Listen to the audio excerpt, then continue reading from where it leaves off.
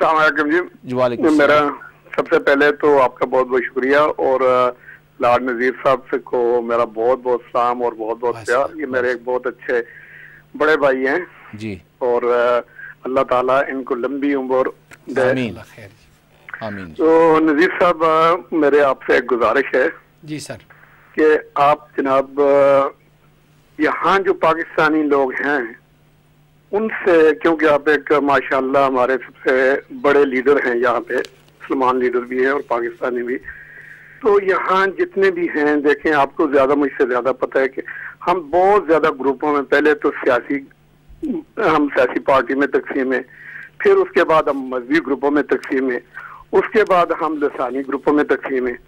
تو آپ ان کو کسی نہ کسی طریقے سے یہ چیزیں ختم کر کے ہمیں صرف 2 پلیٹ فارم ہونے چاہیے، بہت شکریہ ایک جی، پاکستانی کا اور ایک مسلمان کا. بہت شکریہ مشتاق صاحب، بہت شکریہ جی. نیکسٹ کال ایک اور اس کے بعد پھر چاروں کو جواب دیتے ہیں جی. السلام علیکم ورحمۃ اللہ جی. السلام علیکم. وعلیکم السلام جی. کون صاحب اور کہاں سے جی؟ ہیلو. چلو جی، میرا خیال ہے کہ آپ نظر ہولڈ کیجئے، پہلے تینوں سوال جواب دیتے ہیں جی. پہلا سوال تو یعنی پاکستان پالیسی کے بارے میں پوچھا گیا ہے. ہاں جی، چوہدری صاحب نے جو واٹ فٹ سے بات کی ہے، ایکچولی ڈسپوائنٹنگ بات یہ ہے کہ جو موجودہ پاکستان کی حکومت ہے اس کی پالیسی مشرف حکومت سے مختلف نہیں ہے. یہ وہی پالیسی ہے جو مشرف کی پالیسی تھی. مشرف کی پالیسی سے مجھے اختلاف تھا، سید علی گیلانی صاحب کو بھی اختلاف ہے، اور میں فخر سے کہہ سکتا ہوں کہ میجورٹی جو مقبوضہ کشمیر کے لوگ ہیں انہوں نے ہمیشہ سید علی گیلانی صاحب کو سپورٹ کیا ہے. اور میرے خیال میں اگر مجھے چاہے جائے الیکشن تو میں نے کبھی نہیں جو ہے وہ جیتے یہاں پہ، یا نہ ہی کھڑا ہوا ہوں، لیکن جو کنسنسس ہے وہ مجھے پتا ہے کہ میرے بھائی اور میری بہنیں جو پروگرام دیکھتی ہیں، جو مجھے بتاتی ہیں، جو میرے تقریریں سننے کے لیے آتے ہیں، میجورٹی میرے ویو کے لوگ ہیں جو گورنمنٹ پاکستان کی موجودہ پالیسی جو پاکستانیوں کی پالیسی نہیں ہے، امریکن پالیسی ہے، اس سے اختلاف کرتے ہیں اور ہندوستان کو اپیزمنٹ کرنے والی پالیسی ہے. ایکچول امریکہ اور برطانیہ اور یورپ کی جو پالیسیز بن رہی ہیں آج کل، وہ جو ہندوستان ہے اس کو اپیز کرنے کے لیے، ہندوستان کو سپر پاور بنانے کے لیے، ہندوستان کو سٹرونگ کرنے کے لیے، تاکہ چائنا کے مقابلے میں ایک اور نئی سپر پاور کھڑی کی جائے، تاکہ وہاں پہ کولڈ وار شروع کی جائے، تاکہ وہاں پہ جو چائنیز تھریٹ ویسٹرن بزنس کو اور سپر پاور کو اور جو انٹرسٹ کو ہے وہ وہاں پہ ہی اس کا مقابلہ شروع ہو جائے. یہ ایک جیو پولیٹیکل سچویشن جو میں آپ کو بتا رہا تھا. اسی کے ساتھ ایک ریلیٹڈ کوشچن یہ بھی ہے کہ شاید ہمارے آپ ناظرین یہ بھی سننا آپ سے چاہیں گے، یہ سب پوچھنا چاہیں گے کہ پھر ان حالات میں آپ پاکستانیوں اور کشمیریوں کو کیا پیغام دیں گے، کیا ہونا چاہیے؟ دیکھیں، پیغام تو یہ ہے کہ جو برطانیہ میں رہتے ہیں ہم برٹش ہیں، کیونکہ شاہ جی کا جو بات تھی نا کہ ہمیں مسلمان بھی ہونا چاہیے، پاکستانی بھی ہونا چاہیے، ہمیں برٹش ہونا چاہیے. ایکچولی برٹش مسلمان ہونا کوئی جرم نہیں ہے. پاکستان اوریجن کے ہم ہیں، پاکستانی نہیں ہیں. کشمیر اوریجن کے ہیں، کشمیری نہیں ہے، کیونکہ ہم برٹش ہیں. اور میں کسی کو اپیز کرنے کے لیے، دیکھیں سب سے زیادہ اگر میں اختلاف کرتا ہوں تو گورڈن براؤن اور اپنی حکومت سے کرتا ہوں، لیکن کیونکہ جس سوسائٹی سے ہم نمک کھاتے ہیں، جن کے یہاں پہ سوشل سیکیورٹی کھاتے ہیں، جن سے بزنس کماتے ہیں، جن سے ایجوکیشن لیتے ہیں، انصاف یہ کہتا ہے اور دین بھی یہی کہتا ہے کہ کم از کم وہاں پہ بھی آپ جو ہے اپنی لوئلٹی دکھائیں. اور کیونکہ ہم برٹش رہ کے اگر جتنا ہم فائدہ پاکستان کو اور اسلام کو پہنچا سکتے ہیں، اتنا شاید پاکستانی بن کے یا کشمیری بن کے ہم نہیں کر سکتے. آپ اس بات کو بھی، میں آپ کی اس بات کو بڑھانا چاہتا ہوں. اور ہنزلو سے جو بھائی نے کشمیریوں کی سپورٹ کا کہا ہے، میں ان کا شکر گزار ہوں کہ انہوں نے جا کے خود دیکھا. اور میں سمجھتا ہوں کہ اتنی یعنی ایک جو گواہ ہیں وہ کہہ رہے ہیں کہ آپ جناب کشمیریوں کی ہیلپ کریں. باتیں بہت ساری ہیں لیکن کیونکہ سوالات پوچھنے والے بھی ہیں تو بہت زیادہ. میں آپ کسی بات کو بڑھانے کے لیے ایک اور آپ سے عرض کر دوں کہ ناظرین آپ جانتے ہوں گے کہ اگر عراق کے بارے میں دنیا میں سب سے بڑا اگر ڈیمانسٹریشن ہوا تو یہاں لندن میں ہوا. میں اس میں تھا. جی آپ بھی تھے، ہم سب لوگ تھے. اب آپ یعنی آپ ہی کی اپیل پہ ہم سب لوگ جتنے بھی وہاں گئے ہوئے تھے. اور پھر آپ سے یہ بھی عرض کر دوں کہ یہاں برطانیہ کا جو انفراسٹرکچر ہے اس سے بہت زیادہ مستفیض بھی ہو رہے ہیں، جس طرح لارڈ صاحب نے بھی کہا. یہ بھی ہمارا ملک ہے. ہم یہاں پہ ایک بہترین اور اچھے لوگوں کی ایک بہت بڑی اکثریت ہے جو کہ ہماری حامی بھی ہے اور ہر حال میں پاکستان کی وہ حمایت بھی کرتے ہیں اس حوالے سے. اور اسی حوالے سے سکندر صاحب نے ایک سوال سیالہ کے بارے میں مجھ سے پوچھا ہے، تو ان کے بارے میں آپ سے عرض کر دوں کہ وہاں ناصر درانی صاحب جو کہ ڈی آئی جی تھے وہاں پہ اس سینٹر کے جو تھے، اور ان کے ساتھ جو بلیک واٹر والے تھے ان کے ساتھ ان کا بڑا ایک جھگڑا اس حساب سے چل گیا کہ انہوں نے اس کے باقاعدہ طور پہ حکومت کو، وزارت داخلہ کو یہ رپورٹ دی کہ یہاں پہ 3 سے 5 کنٹینرز ایسے آئے ہیں جس پہ جو ہماری ہیومن انٹیلیجنس ہے اس نے یہ بتایا کہ اس میں ایک سنگین قسم کے اسلحہ اس کے اندر موجود ہے۔ اس کے بعد یہ کیا ہوا کہ جو بلیک واٹر والے تھے انہوں نے اس بات کا جب پتہ چلا کہ ہماری یہ مخبری ہو رہی ہے تو ناصر درانی صاحب کو انہوں نے خریدنے کی کوشش کی، اور ناصر درانی نے ہمارے پاکستان کے سیکیورٹی کے جو ادارے تھے ان کو بھی اس میں انوالو کر دیا، اور جب انوالو ہونے کے بعد پتہ چل گیا کہ یہ لوگ جو ہیں یہ خطرناک ہیں، اور پھر یہ بھی پتہ چل گیا کہ ناصر درانی جو کہ ایک ڈی آئی جی ایک سیالہ کالج کے انچارج ہیں، ان کی جان کو خطرہ پیدا ہو گیا تھا۔ انہوں نے اپنی مرکزی حکومت سے اپنی جان کی سلامتی کے لیے کہا یا تو انہیں ہٹا دیں، کیونکہ ہمارے کالج کے بالکل سامنے قلعہ نما ایک عمارت میں انہوں نے ہائڈ کر رکھی ہے اور یہاں پرسرار گرمیاں سرگرمیوں چل گیا۔ زمین سنا ہے کہ پنجاب گورنمنٹ نے ان کو دی ہے۔ جی وہ مشرف کے زمانے میں 10 وہ سب حضرات آئے تھے، لیکن ہوا یہ ہے کہ بدنصیبی یہ ہے کہ اس حوالے سے جو ہے ہماری حکومت نے یہ کیا ہے کہ ناصر درانی کو میں اس کے کالج کے شیوخ پر منتقل کر دیا ہے، اور سارے کا سارا کالج جو ہے اب باقاعدہ طور پہ بلیک واٹر کی تحویل میں آ گیا ہے۔ میں ذرا ایک اور سوال لے لوں اس حوالے سے۔ جی السلام علیکم ورحمۃ اللہ۔ جی وعلیکم السلام ورحمۃ اللہ۔ جی آپ کہاں سے ہو؟ لاڈ صاحب نہایت ادب کے ساتھ سلام۔ وعلیکم السلام۔ لاڈ صاحب آپ میاں برادران کے کافی قریب ہیں۔ پنجاب میں ان کی حکومت ہے، جعلی نمبر پلیٹ والی گاڑیوں کے سلسلے میں آپ پنجاب حکومت اور حکومت پاکستان کو کیا مشورہ دیں گے؟ بڑی مہربانی۔ بہت شکریہ جی۔ آپ کا بہت بہت شکریہ۔ ایکچولی آج سے تقریباً 3 سال پہلے میرے بیٹے نے ایک گاڑی خریدی تھی، چھوٹی سی سوزوکی، وہ جو ڈبہ ہے میرپور سے، کیونکہ ہمارے پاس ایک چیریٹی کا سکول ہے اور اس بچوں کو وہاں سے پک اپ کرنے کے لیے، اور 3 سال ہم کوشش کر رہے تھے کہ اس کو رجسٹر کرائیں برینڈ نیو، وہ سوزوکی کے دفتر یعنی ان کے شو روم سے، اور اب ہمیں پتہ چلا ہے کہ اسی 86 نمبر سے اسی یعنی وہی گاڑی جو ہے وہ لاہور میں کسی نے اور نے رجسٹر کروا لی تھی اسی وقت۔ تو یہ میاں صاحب ہوں یا کوئی اور ہوں، یہ ایک بہت بڑا مافیا، غیر قانونی چیزیں پاکستان میں انفارچونیٹلی اتنی زیادہ ہیں۔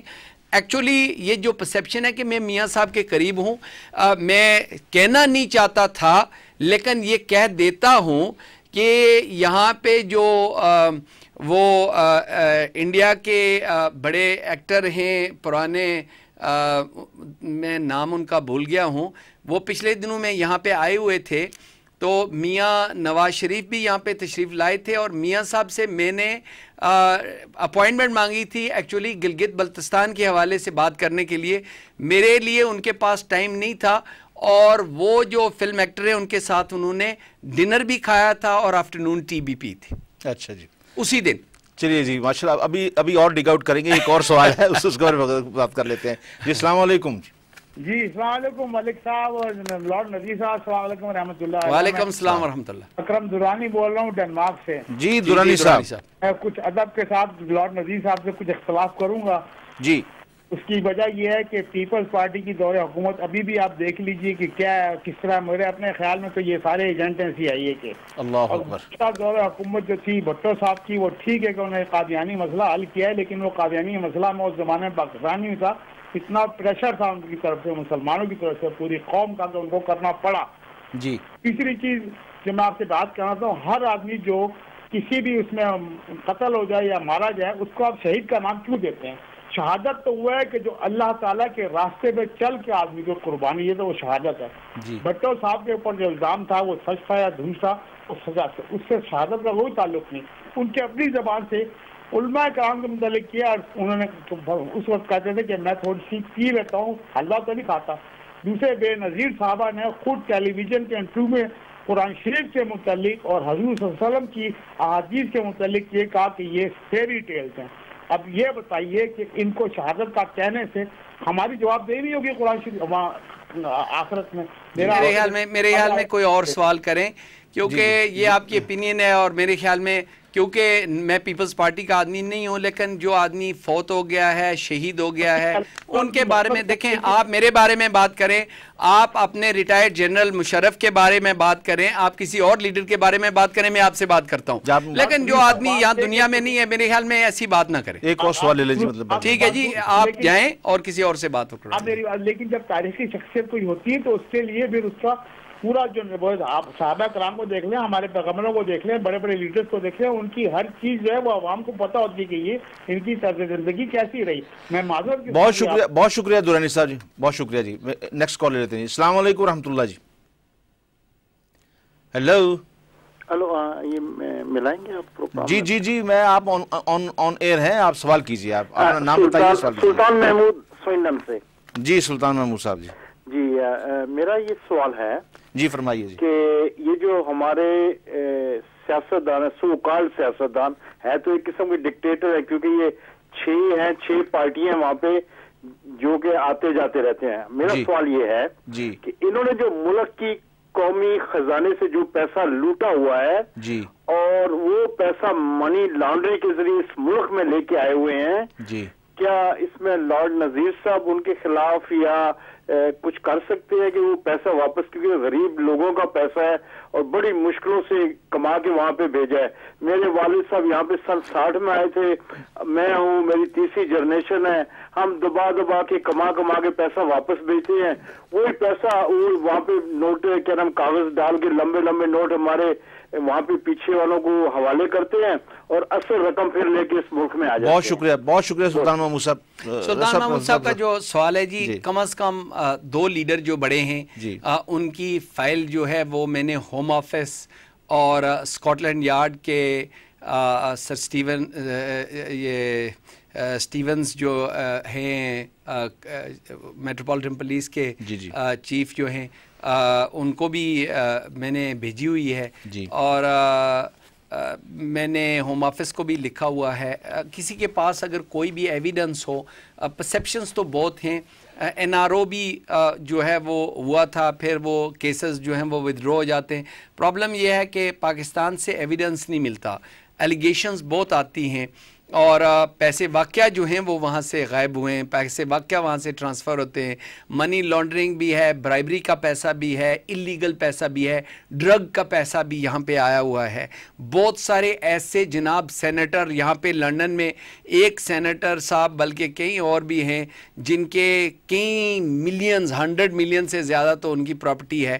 تو یعنی بہت سارے لوگ ایسے ہیں، لیکن ایویڈنس جب تک نہ ہو میرے خیال میں there is nothing anybody can do۔ Evidence ہو کسی کے پاس، اگر یہ ٹیلی ویژن جو دیکھ رہے ہیں، اگر آپ کے پاس ایویڈنس ہے، مجھے Lord Nazir Ahmed House of Lords London SW1AOPW پہ آپ بلکہ Lord Nazir Ahmed House of Lords London لکھ دیں تو میں جو ہے وہ Metropolitan Police Scotland Yard کو بھی بھیجنے کے لیے تیار ہوں اور ہوم آفس کو بھی بھیجنے کے لیے تیار ہوں۔ بہت شکریہ لارڈ نذیر صاحب۔ اس حوالے سے میں آپ سے یہ بھی عرض کرتا چلوں کہ ابھی آپ کو یاد ہوگا کہ آج سے 2 ہفتے پہلے سوئٹزرلینڈ کے اندر ایک شرلاک ہومز اور جیمز بانڈ کا ایک ڈرامہ چلا، اور ہمارے پاکستان کے جو سفیر واجد شمس الحسن صاحب جو تھے، یہ وہاں پہ تشریف لے گئے اور ساری دنیا نے اسے اسکرین پہ دیکھا۔ میں نے 2 دفعہ بلکہ 3 دفعہ ان سے رابطہ کیا کہ آپ یہاں تشریف لائیں ہمارے پاس اور اس بات کا آپ جواب دے سکیں۔ ہم چاہتے ہیں کہ آپ اپنی صفائی دیں، یہ بتائیں لوگوں کو کہ آپ وہاں سوئٹزرلینڈ میں کیوں گئے تھے، اور وہ جو 12 کارٹن جو ہیں وہاں پہ جو سوئس ریفرنس کے بارے میں وہاں سے جو اپنے وصول کیے ہیں وہ کہاں ہیں، ضائع کر دی گئے ہیں یہ کہاں، کیونکہ اس بات کا خطرہ اب ان کو تھا کہ NRO کے بارے میں سپریم کورٹ میں کیس کھل جائیں گے، جیسے کھل گئے ہیں۔ اور آپ کو یاد ہے کہ بھی NRO کے بارے میں 1 خرب 65 ارب یعنی 1065 ارب روپے جو ہیں وہ مشرف نے معاف کرائے ہیں۔ میں اس مشرف کی بات کر رہا ہوں جس مشرف کے بارے میں آج کل آپ بڑے سرگرم ہیں کہ ان کو برطانیہ کے اندر جو ہے اجازت نہیں ملنی چاہیے، اور انہوں نے منی لانڈرنگ کی ہے، اور ان سے یہ سوال پوچھا جائے کہ انہوں نے منی لانڈرنگ۔ دیکھیں جی، میں نے سر یہ پیسے کہاں سے لائے، کمشنر پولیس جو ہیں ان کو سر پول سٹیونز کو میں جو خط لکھا ہے اس میں نے واضح طور پہ الیگیشنز ہیں، دیکھیں ایویڈنس میرے پاس نہیں ہے، جو ایویڈنس میرے پاس ہے وہ میں ان کو پریزنٹ کرتا ہوں۔ پیسہ جو ٹرانسفر، دیکھیں اگر ایک جنرل لارڈ صاحب کیا آپ یہ پوچھنے میں، یعنی یہ آپ کا اور میرا حق نہیں ہے کہ ہم اپنی حکومت سے یہ پوچھیں، ہمیں اگر وہ پوچھ سکتے ہیں کہ ان سے بھی یہ پوچھیں کہ یہ اتنا پیسہ کہاں سے لائے ہیں؟ نہیں، میں بالکل یہ برطانیہ حکومت سے تو ہم پوچھتے ہیں، اور ہم یہ بھی کہتے ہیں جی کہ جہاں پہ نارمل اگر میرا کوئی رشتہ دار اگر ویزے کی اپلائی کرتا ہے تو وہ کہتے ہیں جی کہ آپ اپنی انکم بتائیں اور بتائیں کہ ٹیکس کتنا پے کیا. اور اگر مجھ سے یہ پوچھا جاتا ہے اور جو پارلیمنٹیرینز ہیں یا بزنس مین ہیں یا جو ٹیکس پیئر ہیں ان سے یہ پوچھا جاتا ہے تو ایک ریٹائرڈ جنرل صاحب دیکھیں پاکستان کے جنرل کسی کی بھی 1000 پاؤنڈ پر منتھ سے زیادہ تنخواہ نہیں ہے.